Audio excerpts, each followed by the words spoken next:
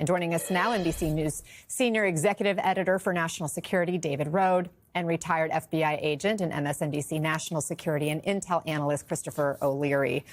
Guys, I can't believe we're doing this again. David, what are you learning about who this probe is targeting and what potential crimes they could be investigating? We don't know who it's targeting, and that's what's so unusual about yesterday's announcement. First of all, most grand jury probes are kept secret because citizens of the United States, if you're being investigated, it won't be made public unless you're indicted by a grand jury of your peers. So what's so unusual here is that you have the Director of National Intelligence, Tulsi Gabbard, getting up accusing President Obama and his aides of doing nefarious things, even treason. And then you have Pam Bondi announcing that they are going to be investigated by a grand jury. You would never make that public because you're essentially smearing the people who are now being investigated by a grand jury. So again, we don't know where it is, we don't know who will be investigating, and we don't know what comes next. So it's very unusual, the lack of transparency here. And what are you hearing? I know you've been talking to former officials in the legal and national security community. How are they looking at this? So many of them, the initial reaction is, don't be alarmed. This is a political stunt. It's an effort to divert attention from the Epstein scandals, you were just talking about. But one of them said it's a dangerous political stunt. And what it is possibly, if this does become an actual investigation and people are indicted, this could drag on for years. It's a way to intimidate people, to silence them. As you said, there were these past reviews that did not find any crimes were committed by any members of the Obama administration. But, we will just have to see where this leads.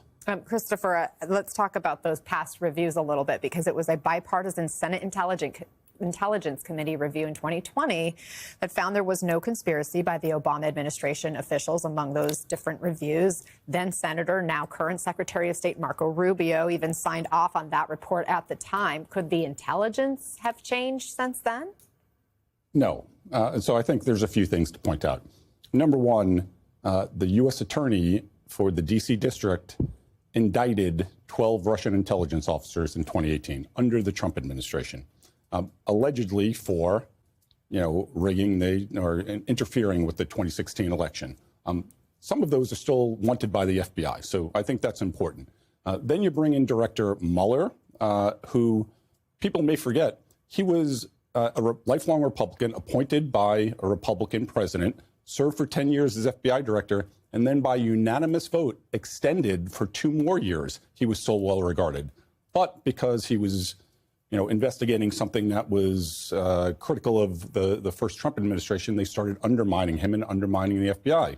They continued that with Director Wray, who was also a Trump appointee, Republican, but all these things were inconvenient for the president. And then, as you talk about, Marco Rubio found no, FBI interference or intelligence community interference, and additionally, the Durham report. So this seems like manufactured intelligence and the weaponization of DOJ, which is very ironic because they claim that they were going to go in the opposite direction. Yeah, the Durham report, that was a special counsel investigation in the first Trump administration, David.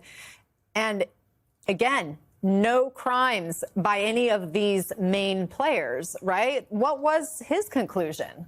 He criticized the FBI for sort of how they launched the investigation. He said they had some confirmation bias, and there were some low-level people that were prosecuted. One person had changed details on a document, but there was none of these senior officials. There was no giant Obama conspiracy, involving James Clapper's name keeps coming up, Director Comey at the FBI. So that was the conclusion of a 3-year investigation by a special counsel appointed by Bill Barr during the first Trump administration. I spoke with a former CIA director, John Brennan, just last week, who has been accused as part of this conspiracy of trying to harm Trump in the election back in 2016, which he denies.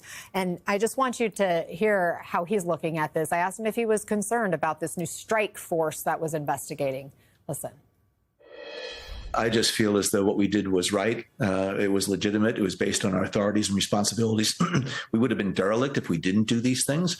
So again, I just like to think that, again, professionals in the Department of Justice and FBI and other places are not going to carry on this, what I think is an absurd effort to try to denigrate the work of intelligence professionals as well as the former leaders. Christopher, do you trust the current DOJ officials to follow the facts here? I do not. And I think what's going to be telling is where they put the grand jury. So a grand jury is typically 23 citizens that are brought together. It's a prosecutorial tool, but if they convene it in D.C. district, they might not get the outcome that they want. So it's likely they're going to put it in Florida, which means they're looking for a certain outcome, not where the facts actually drive you. So again, this looks like weaponization. And what it looks like is, he's bringing together an old conspiracy to kind of fig leaf the Epstein conspiracy. So we're bringing President Obama back in. Hillary Clinton, George Soros is mentioned in this again. So it's the old hits coming back, which might drag some of the MAGA base back to their side. Christopher O'Leary, David Rohde, thank you both for all of that.